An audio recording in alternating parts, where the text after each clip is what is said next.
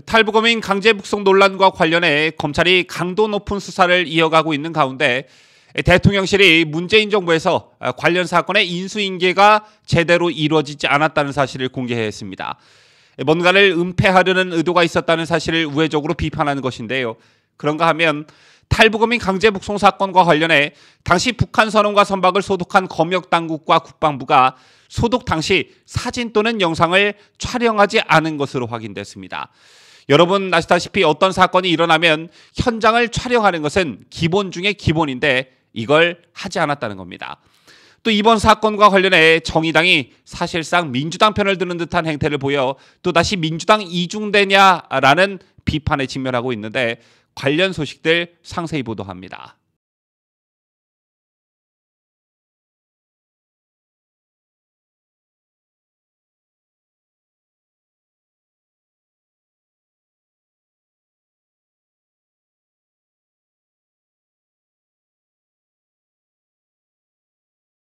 시청자 여러분 안녕하십니까? 뉴스데일리 베스트 민앵커입니다. 이른바 탈북어민 강제 북송 사건과 관련해 반드시 짚고 넘어가야 할 사안이 있습니다. 이 사건을 규정함에 있어서 가장 많이 거론되는 말이 바로 인권이죠. 헌법에 명시되어 있다시피 북한을 이탈한 사람은 헌법상 우리 국민인데 이들을 적법한 절차 없이 또 이들이 대한민국 국민으로서 마땅히 누려야 할 인권 보호 없이 문재인 정권은 이들을 북한이라는 사지로 내몰았습니다. 자, 그런데 국민의 권리와 인권을 다루는 정부기관이 이처럼 명백한 사건을 놓고 입장을 밝히기 어렵다는 말만 앵무새처럼 되풀이하고 있습니다. 자, 바로 문재인 정권이 임명한 전현희가 위원장으로 있는 국민권익위원회 얘기인데요. 국민권익위원회가 해수부 공무원 피격 사건에 사실상 유권 해석을 거부한 데 이어 귀순어민 강제 북송과 관련해서도 공식 입장을 밝히는데 어려움이 있다고 오늘 밝혔습니다. 정부 기관 가운데 유독 권익위만 공식 입장을 밝히기 어렵다는 입장을 나타내고 있는 것인데요.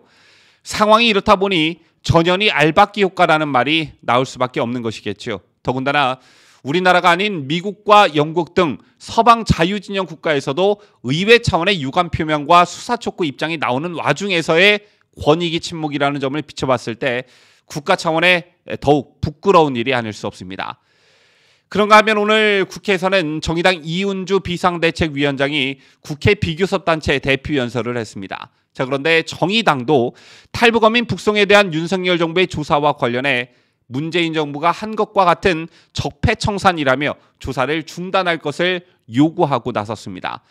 또 오늘 연설을 한 이은주 비대위원장은 탈북어민 북송 사건이 남북관계의 특수성에 따른 제도의 미비가 큰 원인이라고도 주장했습니다.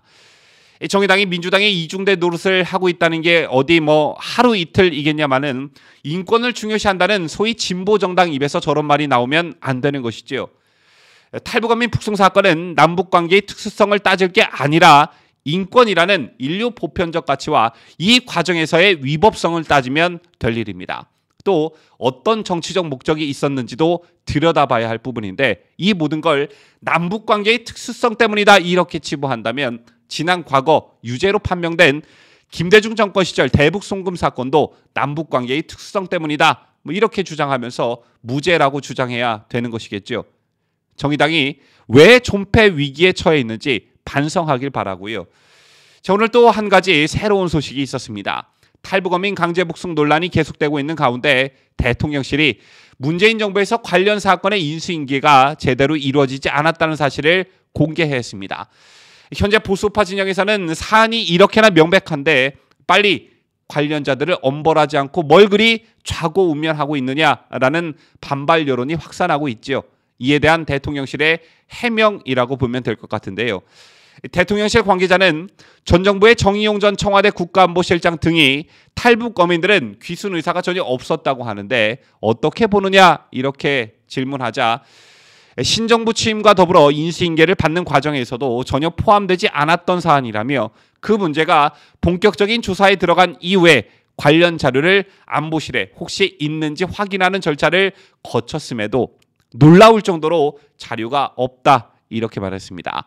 자, 그러면서 이 관계자는 검찰 조사 중이기 때문에 인내심을 갖고 결과를 기다려보시는 것이 어떨까라고 덧붙였는데요.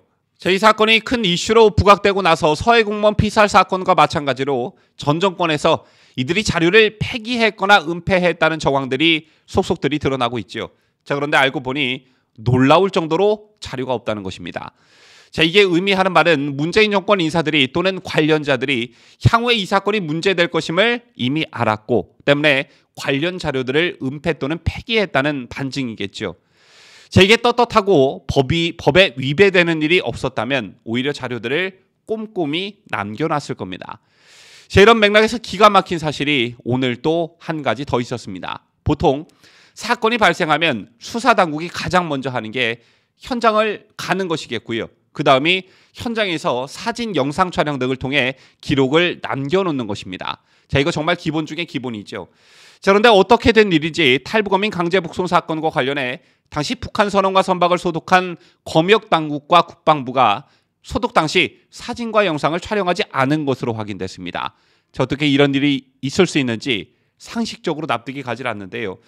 자, 이미 해당 어민들이 타고 온 선박을 소독했다는 점에서 증거인멸 시도가 있었던 것 아니냐라는 강한 의심이 있었는데 사진과 영상을 안 찍었다는 사실이 추가로 밝혀지면서 의혹은 거의 확신으로 굳어져 가고 있는 것 같습니다.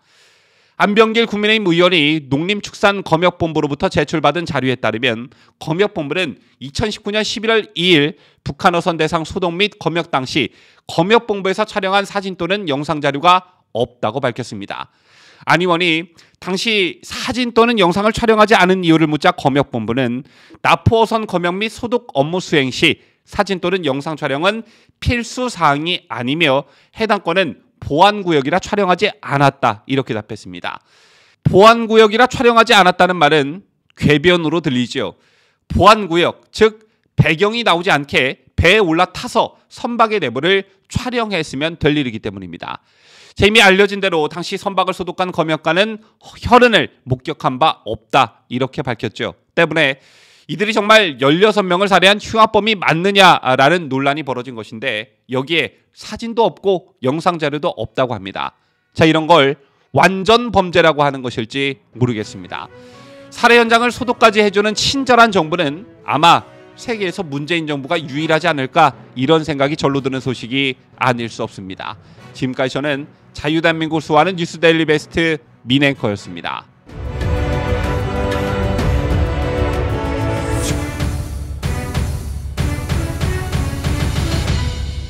함께해요. 뉴스데일리 베스트.